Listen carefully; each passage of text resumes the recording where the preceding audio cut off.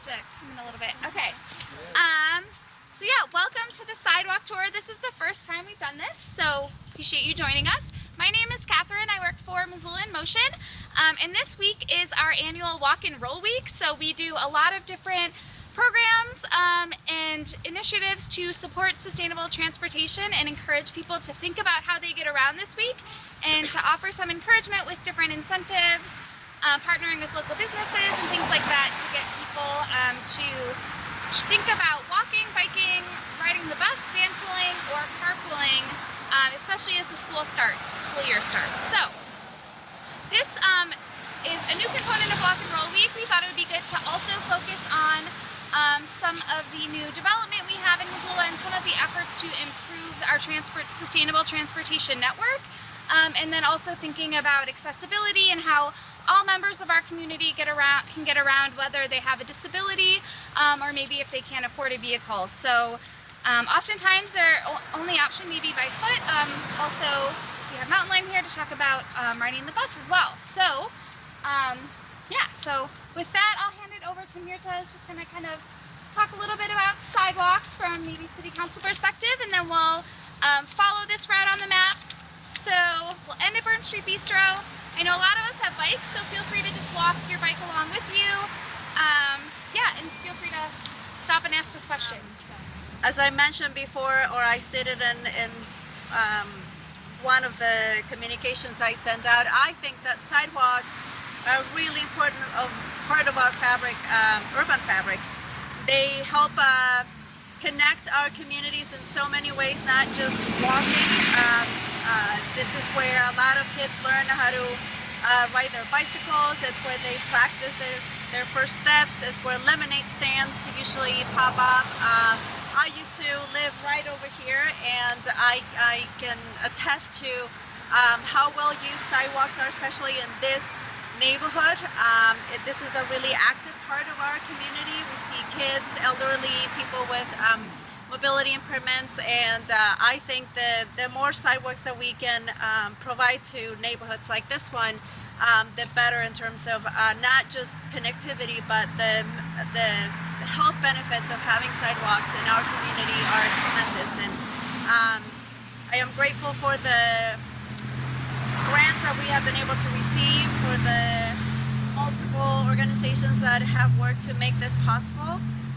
City Council is committed to working on advancing our efforts to connect our neighborhoods and our community via sidewalks, so we will always try to put more money in the budget as we can. With that, I really thank you, and yeah, I'm happy to take a walk on these beautiful sidewalks that are going to be connected in our community. Bill is going to lead us to a nearby bus stop. So I will. All right, hi everybody, I'm Bill Pfeiffer. I'm the Community Outreach Coordinator for Mountain Line, for those of you who don't need me. Right now, we're going to be doing what we in the transit industry call first mile, last mile, which is that you don't just magically get on a bus, you have to walk to the bus stop to get on it, and 95% of people do that. And so we're going to actually walk just a few feet right now on a really nice sidewalk, but then we're also going to look at a bus stop that maybe isn't doing what we would ideally like it to do, and we'll talk about it when we get over there.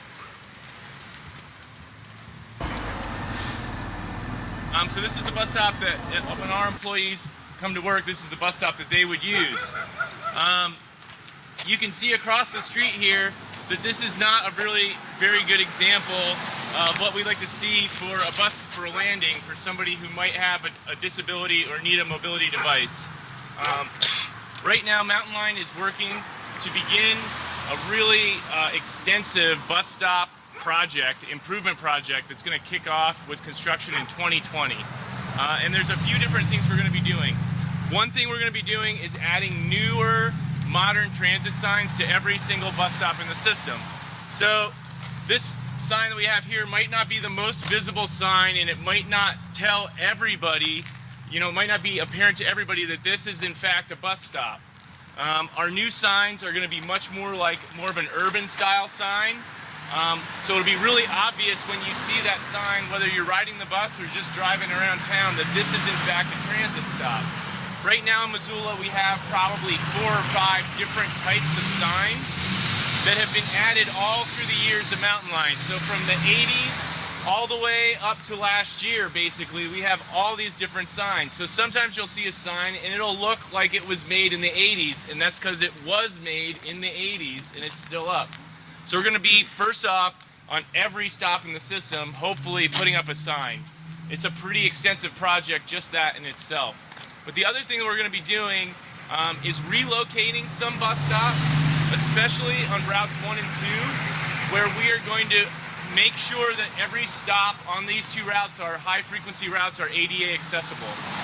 In order for a stop to be accessible, it needs to have a pretty large concrete pad so that there's a place for someone, if they have a mobility device, to disembark the bus and stand. In this stop, we have 2 things. Well, one thing we have going on is we really don't have any concrete. We have a lot of stops throughout the system where people just get off the bus into dirt, and in a lot of cases adjacent homeowners have been really helpful. This speaks a lot to the community of Missoula, we feel, but this homeowner was kind enough to bring out a piece of wood to help when it's wet outside, so if somebody gets off the bus, and usually they have a trash can up here too. They've taken it down right now, but that's another thing that we're hoping to add these amenities to bus stops throughout the system. So normally we wouldn't show off what we call not one of our good bus stops. But we felt for the purposes of this tour, it could really go a long way to illustrating what we're trying to do. So this stop right here will have a concrete pad poured for it that will be ADA compliant to enable people to get on and off the bus. Another thing we'll see here is that in one case we have what we call a downstream bus stop on this side. So you can see there's an intersection in the bus stop. The bus goes through the intersection and then stops. The good thing about this kind of bus stop is when the people get off the bus, if they want to use the crosswalk, they can use it behind the bus. They don't have to go in front of the bus and possibly be obstructed from the view of passing motorists. Here on this side, we're actually in an upstream spot. So these folks right here are waiting on the upstream side. If people get off the bus here when it stops, in this case we do have this bulb out, so it's a little better, but oftentimes there'll be really little space between the end of the stop and the crosswalk. So people could be invisible. If they try to cross, they'd have to cross in front of the bus. So in some cases, we're actually moving stops downstream of the bus stop. And the main purposes we're doing this project are 3 big reasons. One is safety. We want people to be safer when they use transit. 2, we want everyone to be able to use it. We want the system to be accessible to everyone, not just some people. And 3, we want to be able to get people where they need to go as quickly and as efficiently as possible. So in some cases, we're going to be moving some bus stops. Sometimes it's going to be to make that stop safer. Sometimes it's going to be to put the stop somewhere where we can actually pour that pad to make it accessible. And on some routes, we're going to be doing that even though we're not doing that work yet. We want to think into the future of when that money is available, that those stops are located where they need to be so that when we have the ability to improve them, we can do it.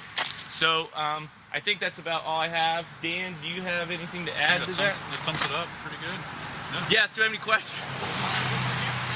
During the winter, will those be shoveled by mountain lion or the adjacent landline? Yes, so we do our best, our staff does our best to clear those pads and clear our bus stops. However, we still have a lot of issues just with all the different snow removal that goes on in the city, that sometimes those stops are reclosed by plowing. I mean, that's just something that we have to work through just as multi-agency cooperation. So, as much as possible, our folks do try and keep the stops clear. But, it's a community, and if property owners want to help us with that, we really think that's great. So what's the timeline for this? So maybe Dan can speak to the timeline a little better. Yeah, so we'll be going out to bid on this project this winter, probably December, January, and then probably starting construction next spring, 2020. And then hopefully wrapping it up next summer. And so right now we have a comment period open. You can go onto our website, view all of the proposed changes that we're thinking about making throughout the system. And we do have a comment form that Dan built. So if you do have a comment on a bus stop, whatever it might be, whether you like it or you think that you don't like what we're doing with it, we want to hear about it. So that's one of the reasons why we're really thankful that this group let us kind of jump on to the sidewalk tour today. It's because we're really just trying to get the word out about that. You know, if you have a chance, check out the plan, and if you see a stop that you're interested in, please let us know what you think.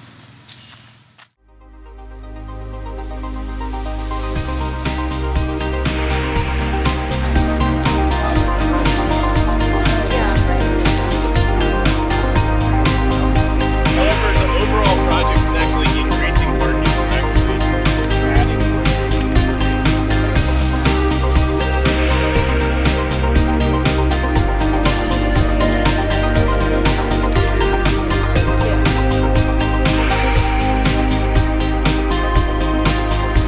And so we worked with the Transportation Planning Department and the Health Department, Invest Health, to apply for a CDBG grant.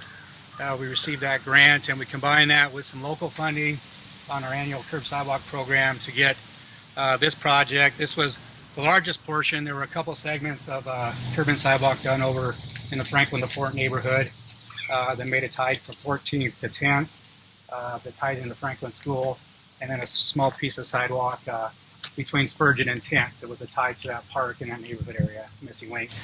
And so the start of this is where we filled into some existing infrastructure. And as you get down further in this project, you'll see it was all brand new curb and sidewalk where none existed before. And so, yeah, that's pretty much it. And if you guys have any questions along the way, just chime in. Lisa may have something to add here. We really look at how people interact with community development, so like built environments of transportation, housing, nutrition, parks and recreation, and our natural environment and how that affects their health. And so the Sidewalk Project, we went out into the neighborhoods and engaged residents in a survey asking them what they would need in their life to improve their health and wellness in the neighborhood setting. And our Invest Health neighborhoods are Northside, Westside, River Road, and Franklin to Fort, and every single neighborhood said sidewalks. Hands down, number one, across the board. It was amazing. And so then we had a grant opportunity come up with a community development block grant where we were able to take the residents' voice and talk about what was really important in their neighborhood for investment for health. And that was the sidewalk. And then we worked with the city in collaboration to talk about where we should prioritize that sidewalk investment to reach the most people between areas of high use like the school, the park, Bird Street Bistro, and housing, low-income housing, to make it all connected. So connectivity, and we were successful, and it was great. And so when people have access to sidewalks, it improves their health in every way. I would share physical, social, emotional. Like we can have a conversation on a sidewalk, and we don't have to pay. I mean, relatively, we don't have to pay for that conversation, but it's a public space. So I call them sidewalks or equalizers in our communities, and that everybody should have access to sidewalks for safety and to get to know their neighbors and have conversations and to be able to walk the 1 hour a day for your physical and mental health.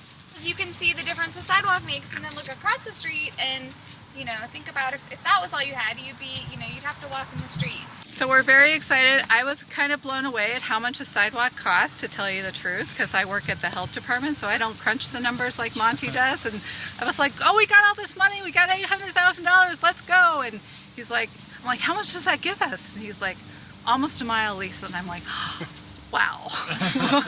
we got to be digging for some gold, right? I think total project costs on this was $914,000, so just a little bit under $1 million. 261 of that was grant money, and then partnering with our road district funding, and then a small portion of ARSA funding that helped with our drainage structures is what got this done. So yeah, it's just over a mile of curb, gutter, and associated sidewalk and boulevard improvements. And so I would say anytime we have an opportunity to align and leverage our resources and knowing what's best for our neighborhoods to build them up to be healthier neighborhoods for everyone, we need to be doing that work as a city and a county here in Missoula. And I think there's a lot of awareness and a lot of effort being done in that area right now between city, county government and nonprofits and service organizations to really align and leverage those goals of healthy neighborhoods are important for everyone in our community. So a couple Okay. design features. You can see here we tied into the existing boulevard widths. This area, both Sherwood and Cowper, are 80-foot right-of-ways, so fairly large right-of-ways. This is kind of the historic developed boulevard pattern here, so we try to match that where we can. You'll see as we get down on the Cowper and further down on Sherwood, we have some grade and topography constraints that limit what we can do in those areas. We always try at least to get a 7-foot boulevard and a 5-foot sidewalk. In all instances, can we get that? And you'll see some of those where our curb line pulls in and back out based on topography, existing boulevard trees, and other things like that. So. Monty, was part of the improvements to the boulevard to plant new trees? Or? The tree planting was actually a separate item, and we worked with Urban Forestry and Missoula Friends of the Trees to work with property owners on selecting species, and if they wanted a tree. We did have to do some tree removal within this project just to get some basic infrastructure in. And then, yeah, we partnered with Urban Forestry and I think it's Missoula Friends of the Trees. Trees for Missoula, I'm sorry. And they worked with the property owners to plant the trees the following spring after the construction was complete. And that comes with the aligning and leverage that I mentioned. So taking trees with the sidewalks when we need to put in like infrastructure for communications, like internet services, I don't know what you call it, but or you're putting in water pipes, you know, all of those pieces that are super important to city planners, and making sure that everybody's talking to each other because it's an opportunity. If you're digging up the ground once, let's do it right. Everybody plant what they need and make sure it's accessible for everybody and safe. And then I think that really gives a good foundation to what we look at for a healthy neighborhood.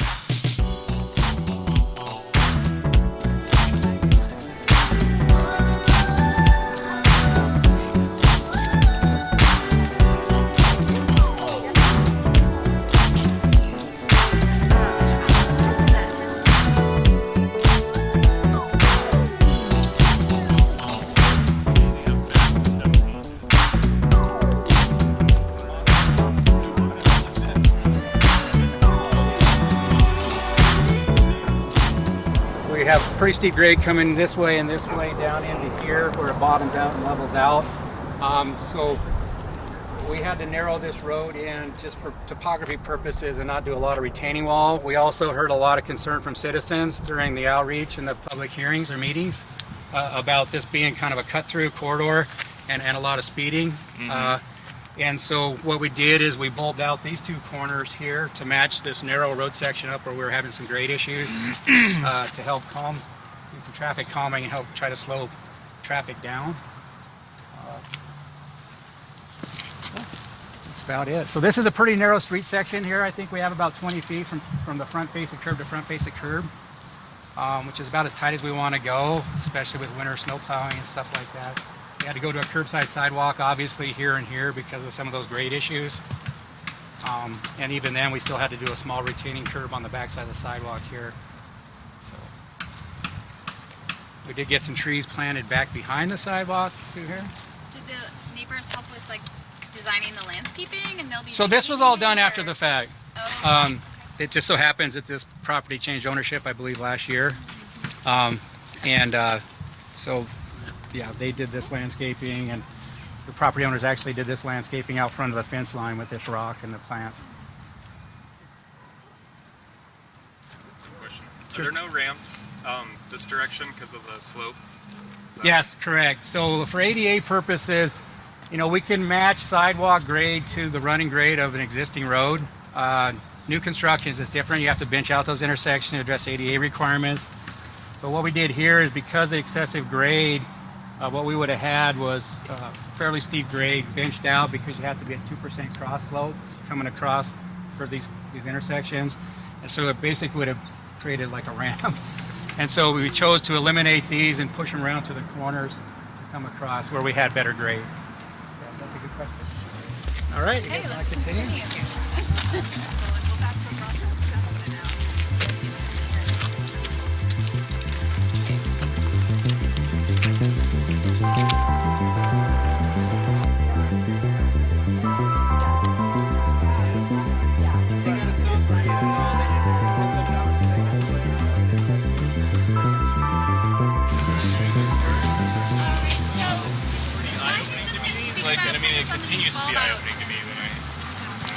So this is kind of a tie-in of two projects at different eras. You can see the bulb outs and the center splitters with some of the same concerns on traffic speeds and then the length of crossings and trying to get something to create some pedestrian safety at some of these crossings.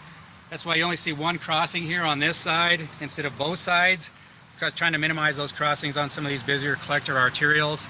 And then typically we would want those crossings back around the corner, but we had some grade issues over on this side, so we decided to leave those in place and then put our crossing here.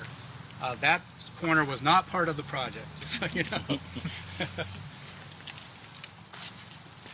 And so this is where we have a combination of curbside and boulevard, where we had some mature trees, working with urban forestry, trying to preserve those trees.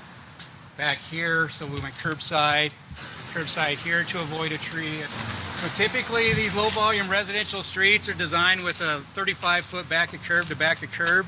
That's kind of our standard low volume residential street, which allows for 2 7-foot parking lanes and 2 10-foot drive lanes. And you can also accommodate in a 60-foot right-of-way, which we have a lot of, a 7-foot boulevard and a 5-foot sidewalk. And by that time, you're pretty much about a foot to a half foot from the property line. So with these 80-foot right-of-ways, we have a little more room, but we still have some constraints we have to deal with. So Every block is different. there's also, you can see, like, this is a new pole. We worked with the utility companies. There was a lot of, these poles are all for just street lighting. I think we had 10 to 12 poles relocated just to coordinate the utility companies to get them out of the way to put our stuff where they needed to go. So And how much does it cost to relocate a pole? that is at no cost to the city. That's something, because Northwest Energy makes use of our right-of-way. You know, that's something they have a right to do. That's great. But when we work with utility relocation, typically that's done at no cost to us. It's just the coordinating and the time involved, because the snow melts. it's a pretty slow process. Yeah. So you got to really be ahead of the game. Yeah, you have your own season, right? Yeah. That definitely goes for Dan's work on the bus stops as well. There's been a lot of, already just a lot of different coordination and interagency cooperation that just has to happen in order for projects like this to A lot of moving parts. yeah. Looking at a lot of subsurface utilities, overhead powers. There's a lot of things that pop up Oh, yeah. just when you think you got that location dialed in. There's,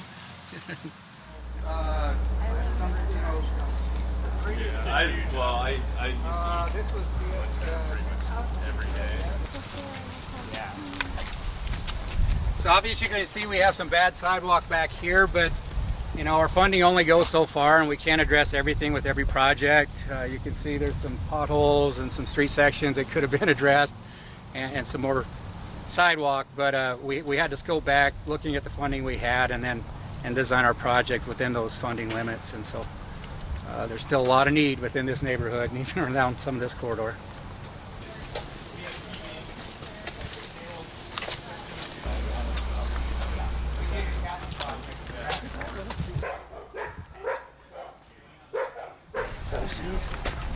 So this is another area you can see where this curb on this side pulls in, and we got a lot of yellow, and so no parking signs. We got curbside on both sides. This is primarily with the grade and the mature trees you see on the back side here, trying to preserve that, because there's really no good area to put a boulevard sidewalk in that wouldn't impact these existing trees. And so we did go curbside, same thing on this side, because of grade. As you can see down here, to make the 88 gram compliant, to try to get a boulevard sidewalk, you would have had to do basically a ramp switchback type of setup just to get up to where we would want our boulevard and those things be.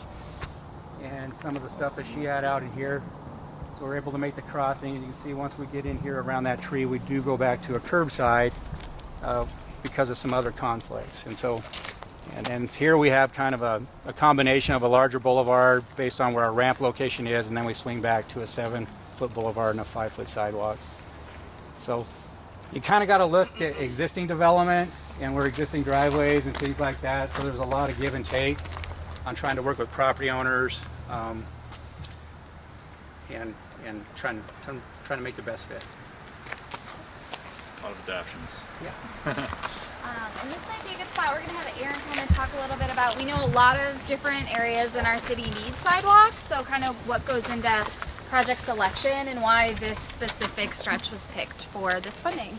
One of the things we've done recently is put together a pedestrian facilities master plan, which was an update to the city's sidewalk master plan that had been around for, I don't know, maybe 20 years or so, and it was an opportunity to reevaluate how sidewalk projects were put together and really take a comprehensive look at pedestrian infrastructure around the city. And knowing that we just have a huge amount of roadways that don't have sidewalks, and we have very little money compared to the cost, so we want to be really strategic in where we invest those funds in sidewalks. And so we set up some criteria on how we would select those projects, and this particular grant-funded project was an interesting way to sort of test some of that criteria. How would we go about picking a project? And we had started working with Invest Health and the health department on the health and equity side, and thinking about neighborhoods and what are the kinds of things you would want to connect. And so when we were looking for a project to fund with these CDBG funds, we were looking at a number of factors that went into the PED plan, including access to schools, access to parks, looking in neighborhoods that have higher income discrepancies and public health issues, connecting to transit, and connecting to higher density housing, so making sure all of those things function well together. And so when you notice this project, we have higher density multifamily housing at the end of it. There are transit stops along Phillips Street. We have the school at Lowell, the park at Westside Park. And so you're starting to connect all of those things together, and it's sort of central in the neighborhood, so you can come from the adjacent streets to a more central location, get on the sidewalks, and then access all of those services. And thinking about not just how able-bodied adults get around, but making sure people with disabilities have places to go so that they can access those services, because they may not be able to be in the middle of the street to get where they're going, and providing those connections for people or kids on their way to school, and really thinking about that and how those things interact. So I think it was a pretty good, we looked at a lot of different streets in a lot of neighborhoods, and landed on these project locations here and then in Franklin to the Fort, specifically for those connections that they provide between all of those things. So you could get from Lowell to housing, Burn Street Bistro, all of that within this neighborhood, and you could do it all on a sidewalk that's accessible and safe.